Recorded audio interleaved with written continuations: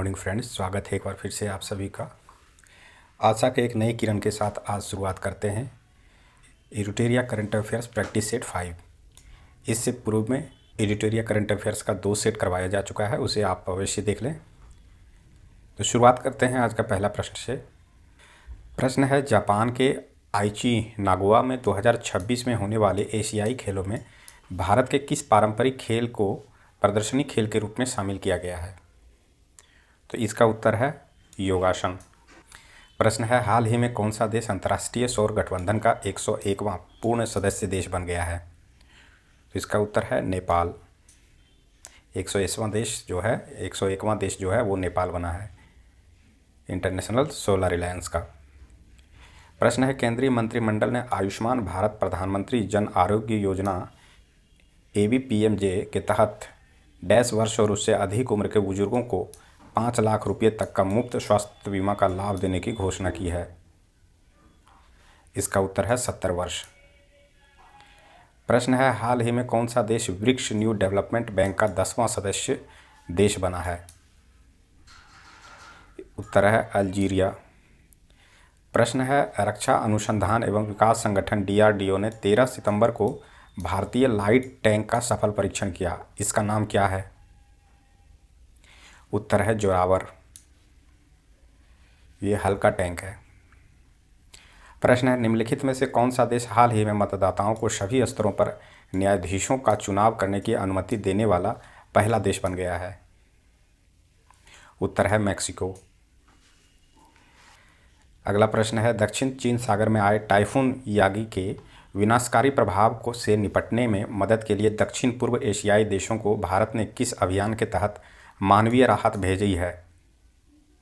इसका उत्तर है ऑपरेशन सद्भाव। जो दक्षिण चीन सागर में टाइफून आया था यागी नाम से, है ना, टाइफून यागी, इसके विनाशकारी प्रभाव को निपटने में मदद के लिए दक्षिण पूर्व एशियाई देशों को भारत के द्वारा, है ना, किस अभियान के तहत मानवीय सहायता भेजी गई? तो ऑपरेशन सद्भाव। प्रश्न है, निम्नलिखित में से किस देश को हराकर भारतीय पुरुष हॉकी टीम ने एशियाई चैंपियनशिप ट्रॉफी 2024 का खिताब 5वीं बार अपने नाम किया? उत्तर है चीन।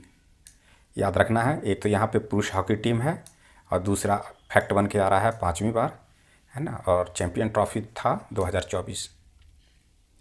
प्रश्न है, प्रधानमंत्री जनजातीय उन्नत ग्राम अभियान के संदर्भ में कौन सा कथन सत्य है? तो 9 का उत्तर बताया गया है। इसमें से C 1, 2, 3 ये सभी सही हैं।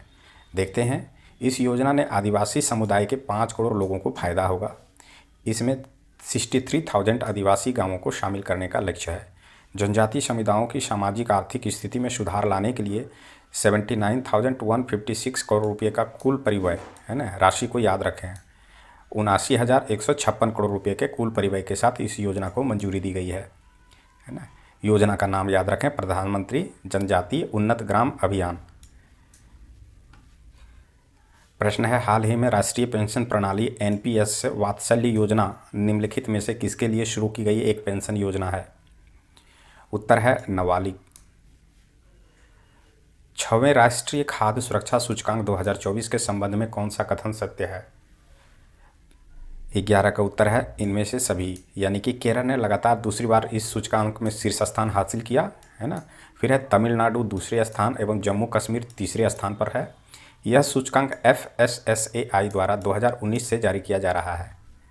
ये तीनों कथन सत्य है। अगला प्रश्न है, प्रधानमंत्री श्री नरेंद्र मोदी ने वीडियो कॉन्फ्रेंसिंग के माध्यम से राष्ट्रीय सुपर कंप्यूटिंग मिशन NSM के तहत स्वदेशी रूप से विकसित 3 सुपर कंप्यूटर राष्ट्र को निर्मित किया है ना। कितने सुपर कंप्यूटर? तो 3 सुपर कंप्यूटर। इसका नाम क्या है? तो 12 का उत्तर है C परम रुद्र। अगला प्रश्न है, निम्नलिखित कथनों पर विचार करें और यहाँ पे हमें बताना है कि इनमें से कितने कथन सत्य हैं। तो 13 का उत्तर D बोला है कि सभी कथन सही हैं। भारत के प्रधानमंत्री ने 3 से 5 सितंबर 2024 तक 2 देशों ब्रुनई और सिंगापुर का दौरा किया। हाल ही में सिंगापुर में दुनिया का पहला त्रिवल्लुवर संस्कृति केंद्र स्थापित करने की घोषणा की। फिर है कि सिंगापुर वित्त वर्ष 2023-24 में भारत का 6ठा सबसे बड़ा व्यापारिक भागीदार था। वर्ष 2023-24 में मॉरिशस भारत के लिए प्रत्यक्ष विदेशी निवेश यानी FDI का सबसे बड़ा स्रोत था। तो इस तरह से ये तीनों कथन सही हैं। इसे अलग अलग रूप में तोड़ करके भी प्रश्न पूछा जा सकता है कि भारत के लिए सबसे बड़ा प्रत्यक्ष विदेशी निवेशक देश कौन सा है, तो हमें याद रखना है मॉरिशस 2023-24 के लिए। फिर है छठा सबसे बड़ा वैश्विक भागीदार देश कौन सा बना है, तो सिंगापुर है। फिर पूछा जा सकता है कि तिरुवल्लुवर संस्कृति केंद्र कहाँ स्थापित किया गया, तो सिंगापुर में। तो इस तरह से इसे याद रखना है। अगला प्रश्न है यूनेस्को की अमूर्त सांस्कृतिक विरासत ICH से संबंधित निम्नलिखित दिए गए कूट का मिलान करें। तो इनमें से बोला गया है 2 और 3। गुजरात का गरबा मान्यता वर्ष 2024 और कोलकाता में दुर्गा पूजा 2022। यहाँ पर हमें गलत कथन बताना था। तो गुजरात का गरबा यूनेस्को द्वारा जो है 2024 में नहीं 2023 में इसे मान्यता मिला था सांस्कृतिक विरासत के रूप में। वहीं कोलकाता का दुर्गा पूजा 2022 में नहीं, इसे 2021 में सांस्कृतिक विरासत के रूप में दर्जा प्राप्त हुआ था। जबकि जिंक रूफिंग पेशा ये 2024 ये मूल रूप से सही है। तो इसे याद रखना है, 2024 नहीं होगा 2023 होगा, और कोलकाता में दुर्गा पूजा 2022 नहीं होगा 2021 होगा। चलिए अगले प्रश्न की ओर चलते हैं। निम्नलिखित कथनों पर विचार करें। फ्रांस के राष्ट्रपति ने नई दिल्ली में आयोजित प्रथम राष्ट्रीय सौर महोत्सव को वर्चुअल रूप से संबोधित किया। टुवार्ड्स 1000 रणनीति के तहत 2050 तक सौर ऊर्जा समाधानों के लिए 1000 बिलियन अमेरिकी डॉलर का निवेश जुटाना है। तो उपयुक्त में से कौन से कथन सही हैं? तो 15 का उत्तर कहता है ना तो 1 और ना ही 2। 16वां प्रश्न है 9वें पूर्वी आर्थिक मंच EEF 2024 का आयोजन कहाँ किया गया? तो इसका उत्तर है रूस। 9वें पूर्व आर्थिक मंच का आयोजन रूस में किया गया। अगला प्रश्न है कोरोबे डायमंड माइन में 2492 कैरेट के एक हीरे की खोज की गई, जो विश्व का दूसरा सबसे बड़ा हीरा है। यह डायमंड माइन किस देश में स्थित है?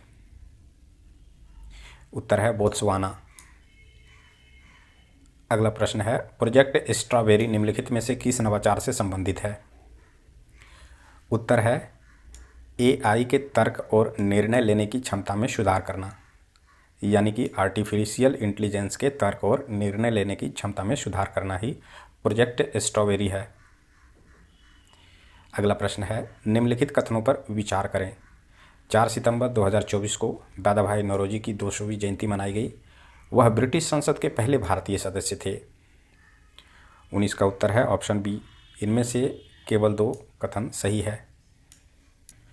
प्रश्न है mega oil palm plantation drive 2024 का आयोजन किया गया। उत्तर है सी 15 जुलाई से 15 सितंबर 2024 तक, है ना, mega oil palm plantation drive. हाल ही में केंद्र सरकार ने किस बंदरगाह को आधिकारिक तौर पर भारत के 13वें प्रमुख बंदरगाह के रूप में नामित किया? इसका उत्तर है option A Galathea international container transportation port great Nicobar. ये 13वां प्रमुख बंदरगाह के रूप में नामित किया गया है। कहाँ है? तो ग्रेट निकोबार में है। पेरिस ओलंपिक गेम्स 2024 में भारत के पैरा एथलीटों द्वारा जीते गए पदक के संबंधित कूट पर विचार करें। तो इसमें से कितने कथन कूट सही सुमेलित हैं? तो बोला गया है कि केवल 1। प्रश्न है जल संचय जन भागीदारी पहल की शुरुआत निम्नलिखित में से किस राज्य में किया गया? उत्तर है गुजरात। याद रखें, जल संचय जन भागीदारी पहल, राज्य है गुजरात। निम्नलिखित में से किस राष्ट्रीय उद्यान में टील कार्बन पर भारत का पहला अध्ययन किया गया? उत्तर है केवलादेव राष्ट्रीय उद्यान राजस्थान। टील कार्बन याद रखना है, राष्ट्रीय उद्यान में टील कार्बन पर भारत का पहला अध्ययन किया गया, वो है केवलादेव राष्ट्रीय उद्यान जो कि राजस्थान में है। निम्नलिखित कथनों पर विचार करें। भारत की नियामक मिसाइल विध्वंस INS मुंबई ने श्रीलंका के कोलंबो बंदरगाह का दौरा किया, है ना, ये मिसाइल विध्वंसक है INS। दूसरा है कि श्रीलंका बंदरगाह पर INS मुंबई की यह दूसरी यात्रा है। वर्ष 2024 में भारतीय नौसेना ने युद्धपोत की 10वीं श्रीलंका यात्रा है। तो प्रयुक्त में से हमें गलत कथन बताना है। तो 25 का उत्तर है ऑप्शन सी। 2 और 3 इनमें से ये गलत है। ये दोनों क्या है, गलत है। पहला सही है, भारत की नियामक मिसाइल विध्वंसक INS मुंबई ने श्रीलंका के कोलंबो बंदरगाह का दौरा किया, ये सही है। प्रश्न है, ग्लास सीलिंग का प्रयोग निम्नलिखित में से किस संदर्भ में किया गया? तो इसका उत्तर है महिला में क्षमताओं से होने के बाद भी उनके करियर में आने वाली बाधा, ये है ग्लास सीलिंग। प्रश्न है, भारत अमेरिका संयुक्त सैन्य प्रशिक्षण युद्धाभ्यास 2024 का 20वां संस्करण किस राज्य में आयोजित किया गया? उत्तर है राजस्थान, है ना। 20वां जो भारत और अमेरिका के बीच में संयुक्त सैन्य प्रशिक्षण युद्धाभ्यास हुआ था वो राजस्थान में हुआ था। प्रश्न है, American association for cancer research ने सितंबर माह को निम्नलिखित में किस कैंसर के लिए जागरूकता माह के रूप में मान्यता दी? ए है ओवेरियन कैंसर। निम्नलिखित में से कितने आधिकारिक भारतीय भाषाओं में तकनीकी शब्दों तक पहुंच प्रदान करने के लिए केंद्रीय शिक्षा मंत्रालय के तहत वैज्ञानिक और तकनीकी शब्दावली आयोग CSTT ने शब्द पोर्टल पर लॉन्च की है? उत्तर है 22। प्रश्न है, निम्नलिखित कथनों पर विचार करें। विश्व बैंक ने वित्त वर्ष 2025 के लिए भारत के सकल घरेलू उत्पाद विकास अनुमान को 6.6% से बढ़ाकर 7.3% कर दिया है। दूसरा है, भारतीय रिजर्व बैंक ने वित्त वर्ष 2025 में भारत की GDP वृद्धि दर 7.2 रहने का अनुमान व्यक्त किया है। तो इसका उत्तर है बी, केवल 2, है ना। इनमें से केवल 2 सही है कि भारतीय रिजर्व बैंक ने वित्त वर्ष 2025 में भारत की GDP वृद्धि दर 7.2 रहने का अनुमान व्यक्त किया है। प्रश्न है कि सितंबर 2024 में प्रधानमंत्री school for rising India PM Shri योजना को लागू करने के लिए केंद्र सरकार के साथ समझौता ज्ञापन यानी कि मेमोरेंडम ऑफ अंडरस्टैंडिंग पर हस्ताक्षर करने का निर्णय किया है। तो 31 का उत्तर है बी, राजस्थान सरकार। प्रश्न है, निम्नलिखित में किन राज्यों ने के पुलिस बल में महिलाओं के लिए 33% या उससे अधिक आरक्षण की मंजूरी दी है? तो 32 का उत्तर है डी, 1, 2, 3, 4, 5, यानी कि इसमें राजस्थान है, गुजरात है, ओडिशा है, महाराष्ट्र है और बिहार है। इन 5 राज्यों ने महिलाओं के लिए 33% पुलिस बल में आरक्षण की मंजूरी दी है, इसे याद रखना है। अगला प्रश्न है, फिलाडेल्फी कॉरिडोर का संबंध निम्नलिखित में से किन 2 देशों के बीच चर्चा का विषय बना हुआ है? तो इसका उत्तर है इजराइल और मिस्र के बीच, है ना, फिलाडेल्फी कॉरिडोर। प्रश्न है, हाल ही में भारत के किस राज्य में आए विनाशकारी भूस्खलन की घटना के बाद परिवर्तन पर संयुक्त राष्ट्र फ्रेमवर्क कन्वेंशन UNFCCC के तहत लॉस एंड डैमेज फंड यानी LDF की मांग की गई है? तो 34 का उत्तर है ऑप्शन डी, केरल। प्रश्न है, ग्लोबल बायो इंडिया 2024 का आयोजन निम्नलिखित में से किसके द्वारा आयोजित किया जाता है? तो इसका उत्तर है B, biotechnology industry research assistant council के द्वारा। प्रश्न है, ब्लैक कोट सिंड्रोम हाल ही में समाचार पत्रों में चर्चा का विषय बना हुआ था, यह क्या है? उत्तर है अदालती प्रणाली से जुड़े मामलों में आम नागरिकों की होने वाली चिंता और तनाव को बताने के लिए शब्द है ब्लैक कोट सिंड्रोम। ये बायोलॉजी से जुड़ा हुआ नहीं समझ लीजिएगा, ये अदालती प्रभाव से जुड़ा हुआ मानसिक तनाव है। प्रश्न है, निम्नलिखित में से कौन सा देश अरब जगत का पहला परमाणु ऊर्जा संयंत्र सफलतापूर्वक स्थापित किया है? तो इसका उत्तर है संयुक्त अरब अमीरात। अरब जगत का पहला परमाणु ऊर्जा संयंत्र सफलतापूर्वक स्थापित किया, पहला आ गया है, इम्पोर्टेंट यहाँ पे ये क्वेश्चन पूछा जा सकता है। अगला प्रश्न है, निम्नलिखित कथनों पर विचार करें और इनमें से हमें गलत कथन को बताना है। तो 38 में से बोला गया है कि इनमें से केवल एक कथन गलत है। अगला प्रश्न है, निम्नलिखित कूट पर विचार करें। Indian grey wolf Gujarat, Rajasthan तथा प्रायद्वीपीय भारत में पाए जाते हैं। हिमालयन वुल्फ या तिब्बती वुल्फ ऊपरी ट्रांस हिमालय में पाए जाते हैं। उपर्युक्त में से कौन सा कथन या कूट सही है? तो 39 का उत्तर है डी, उपर्युक्त सभी सही हैं, है ना। इंडियन ग्रे वुल्फ जो है गुजरात, राजस्थान तथा प्रायद्वीपीय भारत में पाए जाते हैं और हिमालयन वुल्फ या तिब्बती वुल्फ जो है ऊपरी ट्रांस हिमालय में पाए जाते हैं। नेक्स्ट प्रश्न है, निम्नलिखित सेमीकंडक्टर इकाई से संबंधित दिए गए कूट का मिलान करें। तो उपर्युक्त में से कौन सा कूट सही है? 40 का उत्तर बताया गया है, केवल एक सही है। साणंद जो है वो गुजरात में है, इसे सही माना गया है। धोलेरा जो है वो महाराष्ट्र में ना होकर के ये गुजरात में है है ना। शहर का नाम अगर पूछा जाए तो ये अहमदाबाद में है। वहीं मोरीगांव जो है वो पश्चिम बंगाल में नहीं है ना। ये कहाँ है, तो ये असम में है ना, इसे याद रखना है। धोलेरा के बाद बताया गया है कि ये गुजरात में है, महाराष्ट्र गलत है। अगला प्रश्न है, बिहार कोकिला के नाम से प्रसिद्ध शारदा सिन्हा का हाल ही में निधन हो गया। उन्हें किस वर्ष पद्म विभूषण सम्मान से सम्मानित किया गया था? ये बहुत ही महत्वपूर्ण प्रश्न और इम्पोर्टेंट प्रश्न है। तो इसका उत्तर है 2018 में उन्हें पद्म भूषण से सम्मानित किया गया था। प्रश्न है, पात्र महिलाओं को प्रतिवर्ष 3 निःशुल्क एलपीजी सिलेंडर प्रदान करने के लिए उद्देश्य से किस राज्य सरकार द्वारा दीपम 2.0 योजना शुरू की गई है? 42 का उत्तर है डी, आंध्र प्रदेश। अगला प्रश्न है कि राष्ट्रीय पोषण माह 2024 का आरंभ कहाँ किया गया है? तो इसका उत्तर है ऑप्शन ए, गांधीनगर, गुजरात, राष्ट्रीय पोषण माह। अगला प्रश्न है, हाल ही में डोनाल्ड ट्रंप संयुक्त राज्य अमेरिका में कौन से राष्ट्रपति बने हैं? उत्तर है 47th। प्रश्न है, निम्नलिखित कथनों पर विचार करें। भारत के 23वें विधि आयोग का गठन 5 वर्ष के कार्यकाल के लिए किया गया। प्रथम विधि आयोग की स्थापना 1834 में लॉर्ड मेकाले की अध्यक्षता में की गई। भारत के 22वें विधि आयोग के अध्यक्ष न्यायमूर्ति ऋतुराज अवस्थी थे।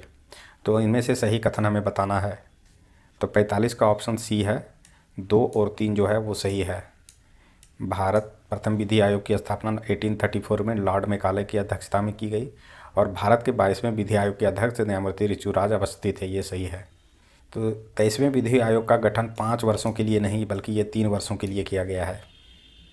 याद रखें, स्वतंत्रता के बाद विधि आयोग का गठन अगर पूछा जाए तो भारतवर्ष ने वर्ष 1955 में स्वतंत्रता के बाद भारत के पहले विधि आयोग की स्थापना की, जिसके अध्यक्ष थे तत्कालीन महान्यायवादी श्री MC सीतलवाड़। अगला प्रश्न है, 27वीं राष्ट्रमंडल शासनाध्यक्ष बैठक यानी कि चोगम 2024 का आयोजन किस देश में किया गया? तो इसका उत्तर है ऑप्शन सी, सामोआ, है ना। 27वीं राष्ट्रमंडल शासनाध्यक्ष का बैठक जो हुआ है वो सामोआ में हुआ है। 2024 में ये आयोजन किया गया था। प्रश्न है, भारत ने किस वर्ष ओलंपिक और पैरा ओलंपिक खेलों की मेजबानी करने के लिए अंतर्राष्ट्रीय ओलंपिक समिति को औपचारिक रूप से आशय पत्र प्रस्तुत किया है? तो इस प्रश्न का उत्तर है 2036 ईस्वी के लिए। प्रश्न है, इनर लाइन परमिट यानी कि ILP को निम्नलिखित में से किस केंद्र शासित प्रदेश सरकार द्वारा राज्य के कुछ भागों में ही लागू करने की मंजूरी दी? 48 का उत्तर है सी, नागालैंड, यानी नागालैंड के कुछ ही भागों में ये परमिट लागू होगा। प्रश्न है, 20वीं समुद्री राज्य विकास परिषद MSDC की बैठक का समापन हुआ? तो इसका उत्तर है गोवा। 50वां प्रश्न है, इंडिया पेमेंट्स बैंक IPPB के संबंध में दिए गए कथनों पर विचार करें। पहला है कि वर्ष 2024 में इंडिया पोस्ट पेमेंट बैंक यानी IPPB ने अपना 10वां स्थापना दिवस मनाया। दूसरा है, यह संचार मंत्रालय के अधीन स्थापित है तथा इसकी 79% इक्विटी भारत सरकार के स्वामित्व में है। तो इस प्रश्न का उत्तर है ना तो 1 और ना ही 2। याद रखें, 2024 में IPPB का स्थापना दिवस 10वां ना होकर के ये 7वां था, है ना। इस कारण से ऑप्शन ए गलत है। और इसकी इक्विटी 79% ना होकर के 100% जो है वो भारत सरकार के स्वामित्व में है ना। तो इस प्रकार से इस प्रश्न का समापन यहाँ पे करते हैं। शुरुआत करते हैं प्रैक्टिस सेट 6 को। प्रश्न है, हाल ही में फिल्म फेडरेशन ऑफ इंडिया ने फिल्म लापता लेडीज़ को 97th अकादमी अवार्ड्स या पुरस्कार से सम्मानित किया गया 2025 में। ये भारत की आधिकारिक एंट्री के रूप में चुनी है। इस फिल्म के निर्देशक कौन हैं? तो इसका उत्तर है किरण राव, है ना। याद रखना है, लापता लेडीज़, है ना, और फिल्म फेडरेशन ऑफ इंडिया और 97th अकादमी अवार्ड, है ना। निर्देशक का नाम है किरण राव। फिर है निम्नलिखित में किस खिलाड़ी की तैराकी में उनकी उपलब्धि के लिए 2024 में 32वें एकलव्य पुरस्कार के लिए चुना गया? तो इसका उत्तर है प्रत्याशा रे। अगला प्रश्न है, हाल ही में भारत का पहला पेपरलेस पंचायत चुनाव किस राज्य में आयोजित किया गया? तो तीसरा का उत्तर है option B, Madhya Pradesh, paperless panchayat चुनाव। निम्नलिखित में से किस देश ने हंगरी बुडापेस्ट में 45th शतरंज ओलंपियाड में ओपन और महिला दोनों श्रेणियों में दोहरे स्वर्ण पदक हासिल किए? तो 4 का उत्तर है ऑप्शन ए भारत, है ना। अगला प्रश्न है, पेरिस ओलंपिक खेल 2024 के संबंध में कौन सा कथन सत्य है? तो उपर्युक्त सभी कथन सत्य हैं। पदक तालिका में भारत 7 स्वर्ण, 9 रजत, 13 कांस्य पदक के साथ 18वें स्थान पर रहा। भारत ने सबसे ज़्यादा 17 पदक एथलेटिक्स में हासिल किए, वहीं बैडमिंटन में 5, निशानेबाजी में 4 और तीरंदाजी में 2 पदक जीते। राकेश कुमार के साथ पदक हासिल कर शीतल देवी भारत की सबसे युवा पदक विजेता रहीं। तो महिलाओं में का नाम याद रखना है, शीतल देवी जो थी वो भारत की सबसे युवा पदक विजेता रहीं। छठा प्रश्न है, प्रधानमंत्री नरेंद्र मोदी ने की ब्रुनेई यात्रा के संबंध में कौन सा कथन सत्य है? तो इसका उत्तर है ऑप्शन डी, सभी सत्य हैं। नरेंद्र मोदी इस छोटे एशियाई देश ब्रुनेई जाने वाले पहले भारतीय प्रधानमंत्री बने। यह यात्रा भारत और ब्रुनेई के बीच आधिकारिक रूप से राजनयिक संबंध स्थापित होने के 40 साल बाद पूरे होने का प्रतीक है। ब्रुनेई भारत की एक्ट ईस्ट नीति और हिंद प्रशांत विजन का हिस्सा है। अगला प्रश्न है 70वें राष्ट्रीय फिल्म पुरस्कार की घोषणा 16 अगस्त 2024 को हुई। इससे संबंधित कूट का मिलान करें। तो इसमें से सभी को सही माना गया है, 1, 2, 3, 4। सर्वश्रेष्ठ फीचर फिल्म जो है फिल्म अट्टम को मिला है। सर्वश्रेष्ठ अभिनेत्री जो है नित्या मेनन और मानसी पारिक है। सर्वश्रेष्ठ अभिनेता ऋषभ शेट्टी और दादा साहेब फाल्के पुरस्कार मिथुन चक्रवर्ती को मिला है। इसे याद रखना है। अगला प्रश्न है, पूर्वोत्तर हस्तशिल्प और हथकरघा विकास निगम ने निम्नलिखित में से किस रेशम के लिए ओइकोटेक्स प्रमाणन प्राप्त किया है? तो 8 का उत्तर है ऑप्शन ए, एरी सिल्क। 9वां प्रश्न है, विश्व के सबसे पुराने कैलेंडर की खोज निम्नलिखित में से किस देश के एक प्राचीन स्थल गोबेकली टेपे में की गई है? तो इसका उत्तर है ऑप्शन बी, तुर्की। अगला प्रश्न है, तीसरे वॉइस ऑफ ग्लोबल साउथ शिखर सम्मेलन का थीम निम्नलिखित में से क्या था? तो 11वां का उत्तर होगा सतत भविष्य के लिए एक सशक्त ग्लोबल साउथ, है ना। सतत भविष्य के लिए एक सशक्त ग्लोबल साउथ, ये क्या था? तो तीसरे वॉइस ऑफ ग्लोबल साउथ शिखर सम्मेलन था, याद रखना है। थर्ड, निम्नलिखित कथनों पर विचार करें। करते हैं विचार। भारत और सिंगापुर ने अपने संबंधों को इन लार्ज स्ट्रेटेजिक पार्टनरशिप से आगे बढ़ाने की घोषणा की है। दूसरा है, थाईलैंड ने इंटरनेशनल बिग कैट अलायंस यानी IBCA के में संस्थापक सदस्य के रूप में शामिल होने का निर्णय लिया है। तो 12 का उत्तर है ऑप्शन सी, ना तो 1 और ना ही 2। प्रश्न है, निम्नलिखित में से कौन से कथन गलत है? 13 का उत्तर डी को गलत माना गया है। गणेश सिंह को अनुमति समिति का अध्यक्ष नियुक्त किया गया, ये गलत है। अनुमान समिति का अध्यक्ष चुना गया, ये गलत है। तो गणेश सिंह जो है अनुमान समिति के अध्यक्ष नहीं है, पिछड़ा वर्ग के अध्यक्ष चुने गए हैं। ये भारतीय जनता पार्टी के मेंबर ऑफ पार्लियामेंट हैं। अगर पूछा जाए कि ये कहाँ के हैं तो ये मध्य प्रदेश के हैं। बाकी बात, डॉक्टर फग्गन सिंह कुलस्ते को अनुसूचित जाति और अनुसूचित जनजाति कल्याण समिति के अध्यक्ष चुने गए हैं। बैजयंत पांडा को पब्लिक अंडरटेकिंग समिति के अध्यक्ष चुने गए हैं। फिर है केशव वेणुगोपाल को पब्लिक अकाउंट कमेटी यानी PSC का अध्यक्ष चुना गया है। तो इस प्रकार से ये सभी सही हैं। डी जो है वो अनुमान समिति ना होकर के ये OBC कमेटी होगा। प्रश्न है, green tug transition programme GTTP के संबंध में कौन सा कथन गलत है? तो 14 का उत्तर होगा ऑप्शन डी, उपयुक्त में से कोई नहीं। केंद्रीय बंदरगाह नौवहन और जलमार्ग मंत्री सर्बानंद सोनोवाल द्वारा शुरू किए गए green tug transition programme GTTP का SOP से भारत में हरियाली को बढ़ावा मिलेगा, है ना। इससे क्या मिलेगा? हरियाली को बढ़ावा। फिर है GTTP का पहला चरण 1 अक्टूबर 2024 से शुरू होगा और 31 दिसंबर 2027 तक जारी रहेगा। फिर है कि GTTP का लक्ष्य मौजूदा डिजिटल संचालित टगों को शून्य उत्सर्जन टगों में बदलना है। अगला प्रश्न है, निम्नलिखित कथनों पर विचार करें। 15वें वित्त आयोग की अवधि 2021-22 से 25-26 के दौरान एकीकृत योजना विज्ञान धारा के कार्यान्वयन के लिए प्रस्तावित परिव्यय 10,579.84 करोड़ रुपये है। दूसरा है, विज्ञान एवं प्रौद्योगिकी विभाग DST देश में विज्ञान एवं प्रौद्योगिकी गतिविधियों के आयोजन, समन्वय और संवर्धन के लिए नोडल विभाग के रूप में कार्य करता है। तो 15 का उत्तर है ऑप्शन डी, उपर्युक्त सभी। 15वां वित्त आयोग की अवधि जो है 2021-22 से 2025-26 के दौरान एकीकृत योजना विज्ञान धारा है ना के कार्यान्वयन के लिए प्रस्तावित परिव्यय कितना है, तो 10,579.84 करोड़ रुपये है। और विज्ञान एवं प्रौद्योगिकी विभाग DST देश में विज्ञान एवं प्रौद्योगिकी गतिविधियों के आयोजन, समन्वय और संवर्धन के लिए नोडल विभाग के रूप में कार्य करता है। ये दोनों सही है। एक और सूचना मैं ये देना चाहता हूँ कि 13 तारीख के बाद यानी कि 13 दिसंबर BPSC के एग्ज़ाम ओवर होने के बाद मैं प्रयास करूँगा सचिवालय सहायक का जो आने वाला वैकेंसी है वो बम्पर वैकेंसी आएगा। उसमें AA का पोस्ट जो होता है वो गजेटेड पोस्ट होता है, जो कि मिनी IAS भी कहा जाता है। उस पर मैं वीडियो बनाना शुरू करूँगा, तो आप लोग जुड़े रहें। और चैनल को सब्सक्राइब नहीं किए हैं तो चैनल को अवश्य सब्सक्राइब करके रखें। और पढ़ाई को बीच में बिल्कुल नहीं छोड़ें, गैप बिल्कुल नहीं दें, क्योंकि देखते हैं बीच में किस प्रकार का लफड़ा चालू हो जाता है। इसलिए अपनी एक जॉब ले लें और बाकी बात जीवन में जो करना है सो करते रहें।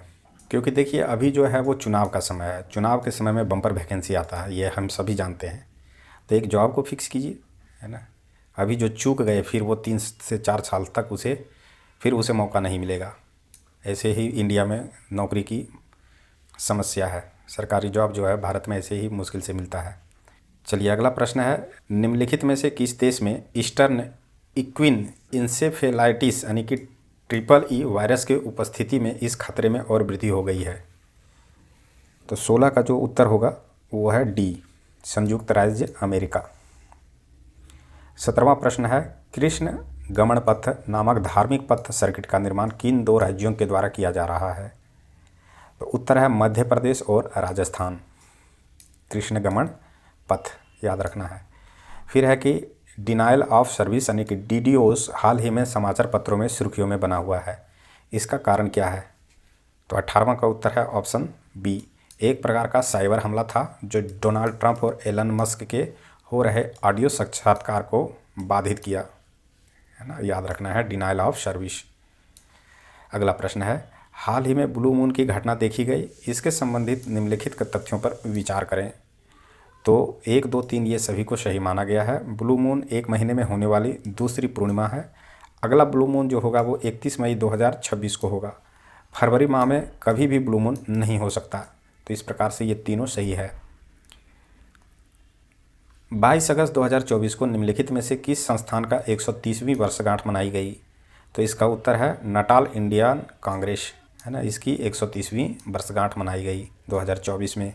विद्युत क्षेत्र के लिए 3 ऑनलाइन पोर्टल लॉन्च किए गए, वे पोर्टल निम्नलिखित में कौन थे या कौन हैं? तो 21 का उत्तर है ऑप्शन सी, 1, 2, 3 पोर्टल ड्रिप्स और जल विद्युत डिटेल्स प्रोजेक्ट रिपोर्ट पोर्टल, है ना, जल विद्युत DPR। फिर है तापीय परियोजनाओं की ऑनलाइन निगरानी के लिए पोर्टल प्रॉम्प्ट PROMPT। और स्वयं पोर्टल क्या है? तो स्वयं पोर्टल जो है कक्षा 9 से लेकर के PG तक यानी कि पोस्ट ग्रेजुएट तक किसी भी समय किसी भी स्थान पर और किसी को भी एक्सेस करने के लिए सभी पाठ्यक्रमों की ये सुविधा प्रदान करता है। तो यह है स्वयं पोर्टल के बारे में। इस कारण से जो है विद्युत क्षेत्र के से संबंधित नहीं होने के कारण ये जो था वो गलत था। अगला प्रश्न है, हाल ही में 700 मेगावाट क्षमता वाले स्वदेशी कारापारा परमाणु ऊर्जा संयंत्र की चौथी इकाई यानी कि KAPP4 ने पूरी क्षमता से कार्य करना शुरू कर दिया। इसके संबंधित कौन से कथन यहाँ पर हमें गलत बताना है? यहाँ कौन सा कथन गलत है? तो 22 का उत्तर है ऑप्शन बी, इस रिएक्टर में ईंधन के रूप में संश्लेषित यूरेनियम का उपयोग किया जाता है, ये गलत होगा। बाकी कारापारा परमाणु ऊर्जा संयंत्र चौथी इकाई दबाव युक्त भारी जल रिएक्टर है। इस रिएक्टर में मंदक के रूप में भारी जलनीय हेवी वाटर का प्रयोग किया जाता है। अगला प्रश्न है, प्रकृति पुनर्स्थापन कानून नेचर रिस्टोरेशन लॉ लागू करने वाला प्रथम संगठन समूह निम्नलिखित में कौन है? तो 23 का उत्तर है ऑप्शन सी, यूरोपीय संघ। हाल ही में सिबलुच ज्वालामुखी विस्फोट की घटना हुई, वर्तमान में यह ज्वालामुखी किस देश की अधिकार सीमा में है? तो इसका उत्तर है ऑप्शन सी, रूस। सिबलुच ज्वालामुखी, है ना, इस ज्वालामुखी कहाँ विस्फोट हुई? वो रूस में है। प्रश्न है, हाल में हुए हालिया रासायनिक आपदाओं की सूचना में कौन सा कूट सही है? तो 25 का उत्तर है ऑप्शन डी, 1, 2, 3 ये तीनों सही है। आंध्र प्रदेश अनकापल्ली विस्फोट सॉल्वेंट, चेन्नई में क्या हुआ, अमोनिया गैस का रिसाव, और विशाखापत्तनम में बेजाग गैस रिसाव। तो इस प्रकार से ये तीनों सही है। अगला प्रश्न है, हाल ही में केंद्रीय स्वास्थ्य मंत्रालय ने निम्नलिखित में से कितने fixed dose convex combination FDC दवाइयों पर प्रतिबंध लगाया है ना। प्रश्न को फिर से दोहराते हैं, हाल ही में केंद्रीय स्वास्थ्य मंत्री ने निम्नलिखित में से कितने फिक्स्ड डोज कॉम्बिनेशन एफडीसी दवाइयों पर प्रतिबंध लगाया है। तो इसका उत्तर है ऑप्शन ए 156। अगला प्रश्न है, जल जीवन मिशन के संबंध में दिए गए कथनों पर विचार करें। पहला है, जल जीवन मिशन की शुरुआत 2019 में हुई। इसका उद्देश्य 2024 तक सभी ग्रामीण परिवारों को चालू अवस्था में घरेलू जल नल कनेक्शन प्रदान करना है। 55 लीटर प्रति व्यक्ति प्रतिदिन जल की आपूर्ति सुनिश्चित करना है। 8 राज्यों और 3 केंद्र शासित प्रदेशों को 100% ग्रामीण परिवारों को जल नल कनेक्शन प्राप्त हुए हैं। 190 जिलों और 2.28 लाख गाँवों में हर घर जल का दर्जा प्राप्त कर लिया है। तो यहाँ पे हमें बताना है कि इनमें से कितने कथन सही हैं। तो 27 का उत्तर बोला गया है सी, सभी कथन सही हैं, है ना। एक बार पॉज करके इस ऑप्शन को, प्रश्न को जरूर देख लें, है ना, क्योंकि ये सभी बहुत ही महत्वपूर्ण फैक्ट बन के एग्जामिनेशन में पूछा जा सकता है ना। कि जल जीवन मिशन की शुरुआत कब हुई थी, तो 2019 में ये शुरुआत किया गया था। इसका उद्देश्य 2024 तक सभी ग्रामीण परिवारों को, है ना, घरेलू नल कनेक्शन प्रदान करना था। 55 लीटर प्रति व्यक्ति प्रतिदिन जल की आपूर्ति सुनिश्चित करना था। 8 राज्यों और 3 केंद्र शासित प्रदेशों को 100% ग्रामीण परिवारों को जल नल कनेक्शन प्राप्त हो चुका है। फिर 190 जिलों और 2.28 लाख गाँवों को हर घर जल का दर्जा प्राप्त कर लिया है। तो ये सभी अचीवमेंट है इस हर घर जल के ऊपर में। अगला प्रश्न है, हाल ही में 21 भूवैज्ञानिकों को राष्ट्रीय भूविज्ञान पुरस्कार यानी NGA 2023 प्रदान किए गए हैं। निम्नलिखित में किनको लाइफ टाइम अचीवमेंट पुरस्कार से सम्मानित किया गया। तो 28 का उत्तर है ऑप्शन ए, है ना, प्रोफेसर धीरज मोहन बनर्जी, है ना। प्रोफेसर धीरज मोहन बनर्जी को लाइफ टाइम अचीवमेंट पुरस्कार दिया गया है। ये क्या है, ये वैज्ञानिक हैं। अगला प्रश्न है, भारत सरकार के निम्नलिखित में किन राज्यों के 60 उच्चतर दुकानों यानी FPS को जन पोषण केंद्रों में बदलने के लिए पायलट परियोजना की शुरुआत की है। तो इसका उत्तर है 29 का उत्तर है बी 1 और 2, गुजरात और राजस्थान, तेलंगाना और उत्तर प्रदेश, है ना। जन पोषण केंद्र में बदलने के लिए पायलट परियोजना की शुरुआत यहाँ पर किया गया है। अगला प्रश्न है, 23 अगस्त 2024 को प्रथम राष्ट्रीय अंतरिक्ष दिवस मनाया गया। यह दिवस निम्नलिखित में किस उपलब्धि के लिए मनाया जा रहा है। तो इसका उत्तर है डी, विक्रम लैंडर की चंद्र सतह पर सॉफ्ट लैंडिंग के उपलक्ष्य में, है ना। जहाँ पे प्रथम आ जाए उसे हमें गहनतापूर्वक दिमाग में रखना है और याद करना है। प्रथम राष्ट्रीय अंतरिक्ष दिवस मनाया गया विक्रम लैंडर की चंद्र सतह पर सॉफ्ट लैंडिंग के उपलक्ष्य में। अगला प्रश्न है, हाल ही में किस राज्य में वैक्सीन डिराइव्स पोलियो की पहचान की गई। यह दुर्लभ स्थिति को दर्शाता है।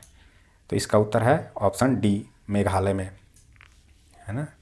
वैक्सीन डिराइव्ड पोलियो की पहचान की गई, ये मेघालय में ऐसा पाया गया है, इस तरह का केस।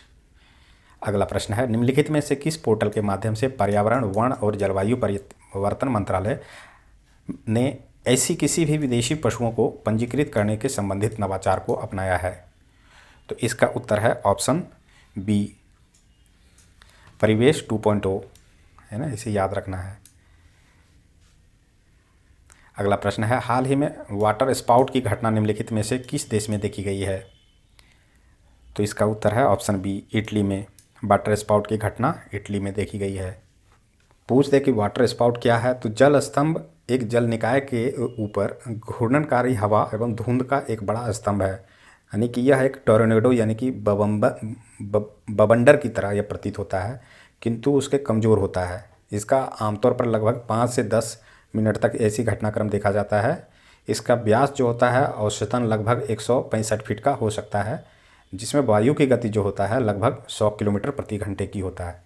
ये घटना जो है वो वाटर स्पाउट से संबंधित है। अगला प्रश्न है, भारत ने निम्नलिखित में से किस देश के साथ हाल ही में 5 वर्षीय कार्य योजना 2024-28 को लागू करने पर सहमत हुए हैं। तो 34 का उत्तर है ऑप्शन बी, पोलैंड। प्रश्न है ग्रीन स्ट्रेटेजिक पार्टनरशिप के तहत वाराणसी में स्वच्छ नदियों के लिए स्मार्ट प्रयोगशाला परियोजना की स्थापना की गई है। तो 35 का उत्तर है ए, भारत और डेनमार्क, है ना। इन दोनों देश मिल करके वाराणसी में स्वच्छ नदियों के लिए एक स्मार्ट प्रयोगशाला परियोजना की स्थापना किया है। नाम याद रखना है, भारत और डेनमार्क। अगला प्रश्न है विश्व की पहली mRNA लंग कैंसर वैक्सीन का ट्रायल यूरोप में शुरू किया। यह वैक्सीन निम्नलिखित में से किन देशों से संबंधित है? तो 36 का उत्तर है ऑप्शन डी, है ना। डी में कहा गया है कि ये सभी सही हैं, यानी कि इंग्लैंड है, अमेरिका है, जर्मनी है, हंगरी है, पोलैंड है, स्पेन है और तुर्की है। ये सभी देश मिल करके mRNA जो है लंग कैंसर वैक्सीन का ट्रायल जो है यूरोप में शुरू किया है। याद रखना है, लंग यानी कि फेफड़े का जो कैंसर होता है उसकी रोकथाम के लिए ये ट्रायल चल रहा है यूरोप में। अगला प्रश्न है हाल ही में इसरो ने भू अवलोकन यानी कि अर्थ ऑब्जर्वेशन उपग्रह EOS 0.8 लॉन्च किया है। उपग्रह 08 लॉन्च किया है।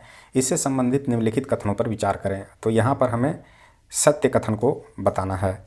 तो बोला गया है कि सभी कथन सही हैं। इस उपग्रह को SSLV D3 या EOS 08 मिशन के तहत लॉन्च किया गया, है ना। फिर है इसे श्रीहरिकोटा के श्री स्थित सतीश धवन अंतरिक्ष केंद्र से लघु उपग्रह प्रक्षेपण यान यानी SSLV D3 की मदद से लॉन्च किया गया। इसे भी याद रखना है। यह उपग्रह पृथ्वी की वृत्ताकार निम्न कक्षा में, है ना, 37.4 डिग्री के कोण यानी कि इंक्लाइनेशन पर पृथ्वी का चक्कर लगाएगी।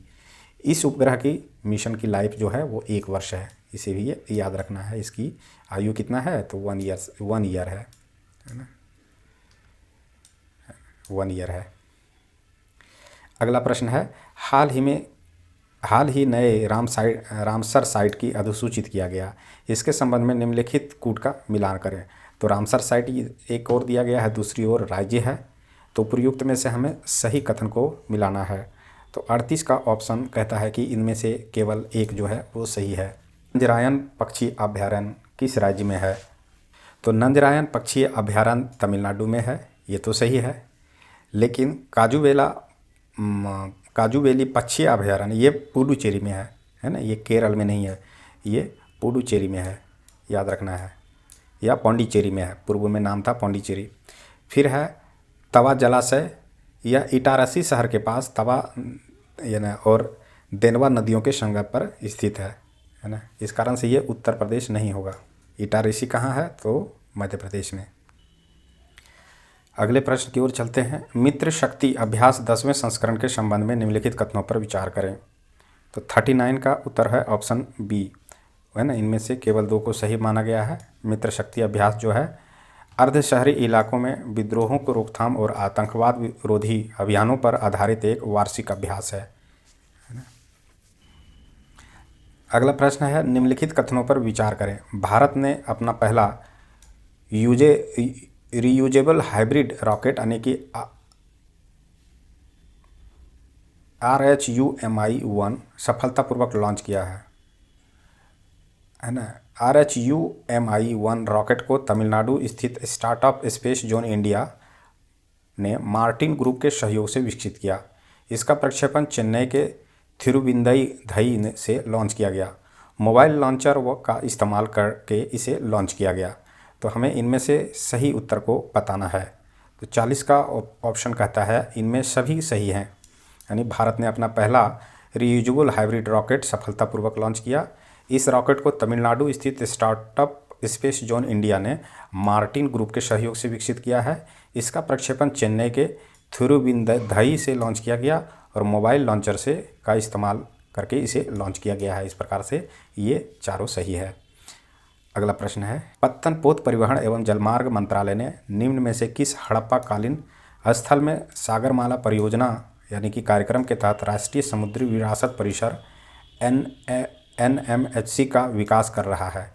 तो 41 का उत्तर है ऑप्शन डी, लोथल। अगला प्रश्न है all India initiative on creative economy यानी कि AIICE का शुभारंभ निम्नलिखित में से किस संस्था द्वारा किया गया?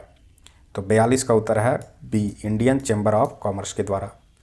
अगला प्रश्न है बेंडी कूल मिनी नामक रोबोट का निम्नलिखित में से किस स्टार्टअप कंपनी द्वारा लॉन्च किया गया? तो इसका उत्तर है option B, Genro robotic innovation. 44 है, देश के वामपंथी उग्रवाद को पूरी तरह समाप्त करने का लक्ष्य निर्धारित किया गया है? तो इसका उत्तर है ऑप्शन बी, मार्च 2026 से पूर्व। अगला प्रश्न है, राष्ट्रीय हरित अधिकरण एनजीटी ने लीगेसी वेस्ट और अनुपचारित सीवेज का प्रबंधन करने में विफल रहने के कारण निम्नलिखित में से किस राज्य सरकार को केंद्रीय प्रदूषण नियंत्रण बोर्ड यानी कि सीपीसीबी के पास 1000 करोड़ रुपये का जुर्माना जमा करने का आदेश दिया है? तो इसका उत्तर है ऑप्शन सी, पंजाब। निम्नलिखित में से किस राज्य की विधानसभा ने लड़कियों के विवाह की कानून आयु 18 वर्ष से बढ़ाकर 21 वर्ष करने वाला विधेयक पारित किया है? तो इसका उत्तर है ऑप्शन बी, हिमाचल प्रदेश। अगला प्रश्न है, हिलचोल नाम से अपनी ओरल कॉलेरा वैक्सीन यानी ओसीवी निम्नलिखित में से किस निजी कंपनी द्वारा लॉन्च किया गया? तो इसका उत्तर है भारत बायोटेक द्वारा, है ना। हिलचोल नाम याद रखना है और भारत बायोटेक नाम याद रखना है। ये ओरल वैक्सीन है। अगला प्रश्न है, हाल ही में किस राज्यपाल ने राज्य के मुख्यमंत्री के अभियोजन हेतु जांच की मंजूरी दे दी है? हाल ही में किस राज्य के राज्यपाल ने राज्य के मुख्यमंत्री के अभियोजन हेतु जांच की मंजूरी दे दी है? तो इसका उत्तर है ऑप्शन डी, कर्नाटक। अगला प्रश्न है, हेमा समिति की रिपोर्ट निम्नलिखित में से किस मामले से संबंधित है? तो इसका उत्तर है डी, मलयालम सिनेमा में महिलाओं के यौन उत्पीड़न से संबंधित। याद रखना है हेमा समिति। अगला प्रश्न है, विश्व संस्कृति दिवस 2024 कब मनाया गया? तो इसका उत्तर है 19 अगस्त को, है ना। विश्व संस्कृति दिवस याद रखना है 19 अगस्त को मनाया गया। चलिए अगला प्रश्न है, हाल ही में यूरोपीय संघ की यूरोपीय परिषद के नए अध्यक्ष के रूप में किसे चुना गया? तो इसका उत्तर है 1 का बी, एंटोनियो कोस्टा को यूरोपीय परिषद के नए अध्यक्ष के रूप में चुना गया है। अगला प्रश्न है, हाल ही में अचानक आई बाढ़ के कारण खबरों में रहा न्योमा चुशुल क्षेत्र किस राज्य या केंद्र शासित प्रदेश में स्थित है? तो इसका उत्तर है लद्दाख। न्योमा चुशुल कहाँ है? तो वो लद्दाख में है।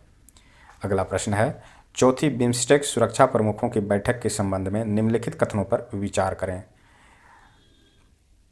तो 3 का कहता है कि इनमें से केवल एक सही है। यह म्यांमार नेपाल में आयोजित किया गया था, है ना। चौथा बिम्स्टेक सुरक्षा प्रमुखों की बैठक जो है म्यांमार में आयोजित किया गया था। चौथा प्रश्न है, 27 जुलाई से 9 अगस्त 2024 के बीच आयोजित अभ्यास एक्स खान क्वेस्ट के संबंध निम्नलिखित कथनों पर विचार करें। तो इसका उत्तर है ऑप्शन बी, इनमें से केवल 2 सही है। यह मंगोलिया की राजधानी उलानबटार में आयोजित किया गया, है ना। एक्स खान अभ्यास का नाम याद रखना है, एक्स खान क्वेस्टा। अगला प्रश्न है, हाल ही में कौन सा देश अपने संपूर्ण जीव जंतुओं की चेकलिस्ट तैयार करने वाला विश्व का पहला देश बन गया है? तो इसका उत्तर है ऑप्शन बी, भारत। हाल ही में किस संगठन ने भारत की हरित हाइड्रोजन पहल का समर्थन करने के लिए $1.5 बिलियन के ऋण की मंजूरी दी है? तो इसका उत्तर है ए, विश्व बैंक ने। विश्व बैंक ने भारत की हरित हाइड्रोजन पहल समर्थन के लिए $1.5 बिलियन की ऋण की मंजूरी दी है। मलेशिया की सबसे ऊंची चोटी माउंट किनाबालू पर विजय पाने वाली पहली भारतीय कौन है? तो इसका उत्तर है लक्ष्मी झा, है ना। याद रखना है मलेशिया का माउंट किनाबालू। अगला प्रश्न है, संयुक्त राष्ट्र की किन एजेंसी ने हाल ही में वार्षिक विश्व ड्रग रिपोर्ट जारी की है? तो इसका उत्तर है UNODC, है ना। विश्व ड्रग रिपोर्ट जारी किया था यूनाइटेड नेशन का ODC एजेंसी ने।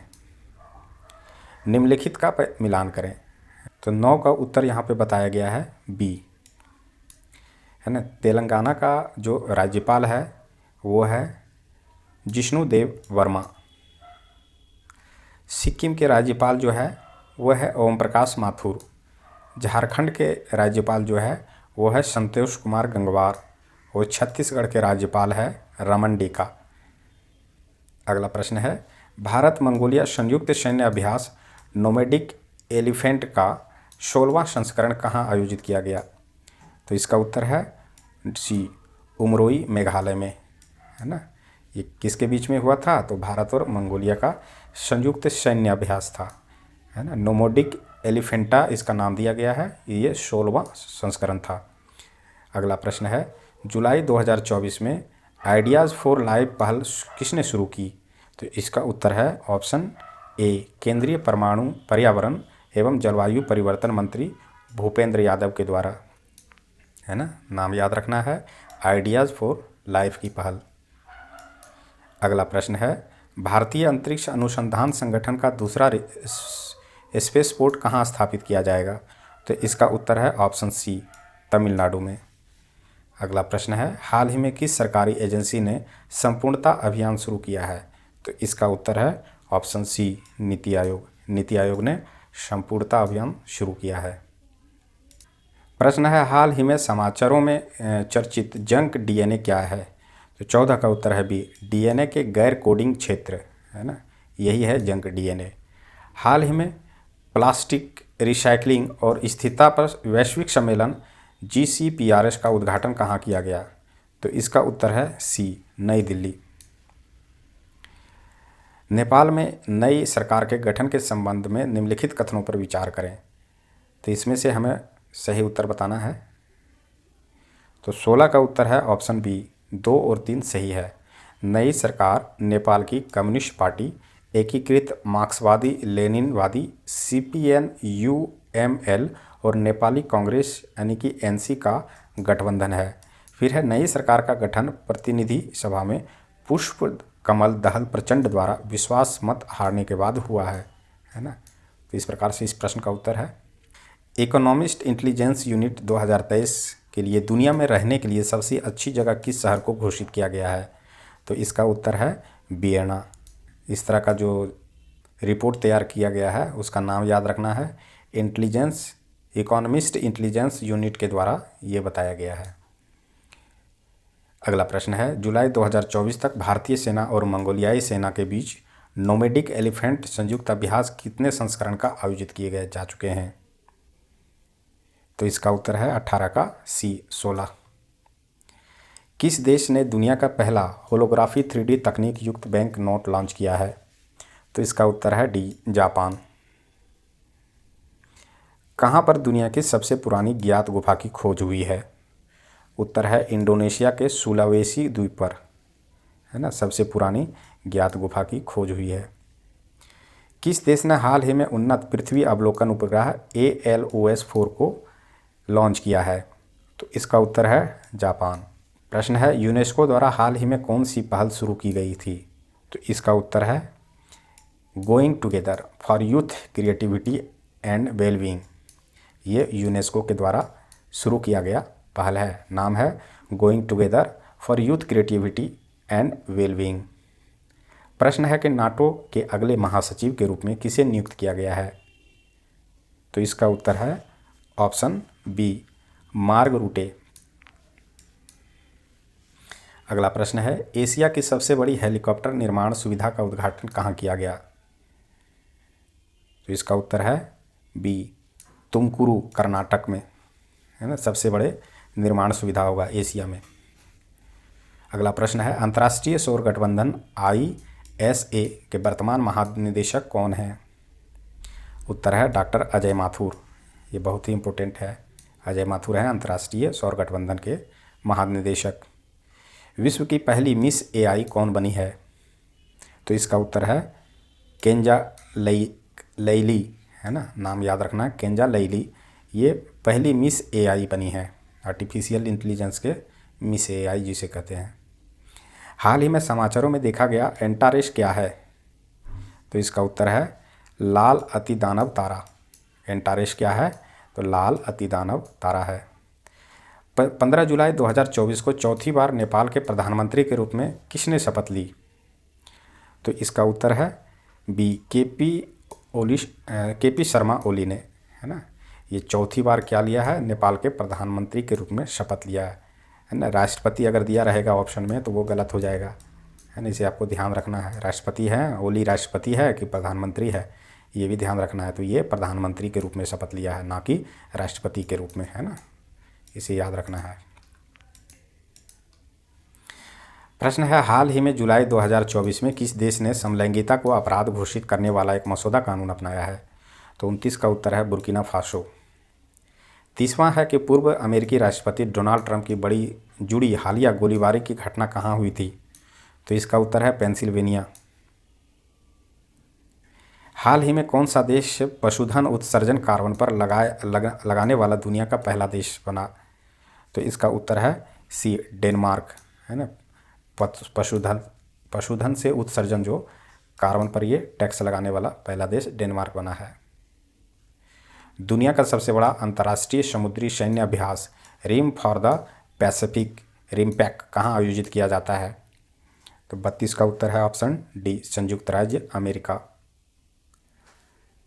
प्रश्न है, हाल ही में नीदरलैंड के नए प्रधानमंत्री के रूप में किसे नियुक्त किया गया है? तो इसका उत्तर है डी, डिक शोफे, है ना। नीदरलैंड के नए प्रधानमंत्री जो हैं वो डिक शोफे जो बने हैं नीदरलैंड के नए प्रधानमंत्री। हाल ही में इसरो द्वारा रियूजेबल लैंडिंग व्हीकल यानी कि RLV LEX-02 के लैंडिंग परीक्षण की सफलतापूर्वक पूरा किया गया। इस RLV को क्या नाम दिया गया है? 34 का उत्तर है ऑप्शन ए, पुष्पक, है ना। ये इसरो द्वारा रियूजेबल लैंडिंग व्हीकल है ना। इसका नाम दिया गया है पुष्पक। किस राज्य सरकार ने मुख्यमंत्री माझी लड़की बहिनी योजना शुरू की है? तो इसका उत्तर है ऑप्शन बी, महाराष्ट्र। मुख्यमंत्री माझी लड़की बहिनी योजना, है ना, महाराष्ट्र सरकार द्वारा शुरू की। भारत ने कितने साल बाद ICC विश्व कप खिताब जीता? तो इसका उत्तर है डी, 13 साल बाद। जुलाई 2024 में नई दिल्ली में ग्लोबल इंडिया AI समिट का उद्घाटन किसने किया? तो इसका उत्तर है अश्विनी कुमार ने, है ना। गलती से नरेंद्र मोदी नहीं कर दीजिएगा, अश्विनी कुमार। अगला प्रश्न है, भारत ने 46 यूनेस्को विश्व धरोहर समिति की बैठक कहाँ आयोजित करने का फैसला किया है? तो उत्तर है भारत मंडपम। ये सभी दिल्ली में है, याद रखना है। उसमें से भारत मंडपम में 46वें यूनेस्को विश्व धरोहर समिति की बैठक होगी। कौन चंपई सोरेन के बाद झारखंड के मुख्यमंत्री बने हैं? तो इसका उत्तर ऑप्शन डी है, हेमंत सोरेन। महाराष्ट्र के किस जिले में तोपखाना संग्रहालय का उद्घाटन किया गया? तो इसका उत्तर है नासिक। नासिक में तोपखाना संग्रहालय का उद्घाटन किया गया है। SBI के नए अध्यक्ष के रूप में किसे नियुक्त किया गया है? तो इसका उत्तर है डी, श्रीनिवासुलु शेट्टी को। ये SBI के नए अध्यक्ष होंगे। प्रश्न है, मध्य प्रदेश पर्यटन विभाग और ब्रांड एम्बेसडर किसे नियुक्त किया गया? इसका उत्तर है पंकज त्रिपाठी को। ये क्या है? मध्य प्रदेश के पर्यटन विभाग के ब्रांड एम्बेसडर। प्रश्न है, दुनिया की सबसे ऊंची BR अम्बेडकर प्रतिमा का अनावरण कहाँ किया गया? तो इसका उत्तर है विजयवाड़ा। अगला प्रश्न है, किसकी जीवन स्वामिनी आशा का हाल ही में मुंबई में विमोचन हुआ? इसका उत्तर है आशा भोसले। किसकी ये जीवनी है? आशा भोसले की। नाम क्या है? तो स्वर स्वामिनी आशा। भारत के पहले AI विश्वविद्यालय का कुलपति किसे नियुक्त किया गया है? इसका उत्तर है साइमन मॉक को, है ना। साइमन मॉक जो है भारत के पहले AI विश्वविद्यालय के कुलपति हैं। प्रश्न है, पेंशन विभाग ने हाल ही में सरकारी सेवानिवृत्त लोगों के लिए एक ऑनलाइन पोर्टल लॉन्च किया है। पोर्टल का नाम क्या है? तो इसका उत्तर है सी, भविष्य पोर्टल। अगला प्रश्न है, प्लास्टिक रिसाइकलिंग और स्थिरता पर वैश्विक सम्मेलन एस्कोपर्स यानी SCPRS कहाँ आयोजित किया गया? उत्तर है नई दिल्ली। अगला प्रश्न है, मर्सर की cost of living city ranking 2024 के अनुसार भारत का सबसे महंगा शहर किसे माना गया है? तो मुंबई है। ये किसके द्वारा इसी सर्वे किया गया है? तो मार्कर्स की कॉस्ट ऑफ लिविंग सिटी। किस राज्य में न्यूयॉर्क के टाइम्स स्क्वायर की तर्ज पर टी स्क्वायर्स बनाए जाने की घोषणा की गई है? तो इसका उत्तर है तेलंगाना। नवीनतम सतत विकास लक्ष्य यानी SDG यानी सस्टेनेबल डेवलपमेंट गोल भारत सूचकांक 2023-24 के अनुसार भारत की समग्र SDG स्कोर क्या है? तो इसका उत्तर है 71। तो ये तो था इरिटेरिया का प्रैक्टिस सेट यहाँ पर 150 क्वेश्चन को कवर किया गया है। अगर वीडियो पसंद आया हो तो कृपया लाइक अवश्य करें, सब्सक्राइब नहीं किए हैं तो सब्सक्राइब करें। कमेंट बॉक्स में बताएं कि आगे मैं आपके लिए किस प्रकार की वीडियो लाऊं, क्योंकि इन फ्यूचर आने वाला एग्जामिनेशन है बिहार सचिवालय, साथ ही साथ BPSC 71 और इससे जुड़े कई अन्य एग्जामिनेशन होने वाले हैं। तो आप हमसे जुड़े रहें, फ्री के क्लासेस आपको मिलेंगे, 1 रुपया भी शुल्क आपको नहीं लगेगा और आपका एग्जामिनेशन तक मेरा लक्ष्य रहेगा कि आपके कोर्स को पूरा किया जाए। मिलते हैं अगले क्लास में, तब तक के लिए धन्यवाद।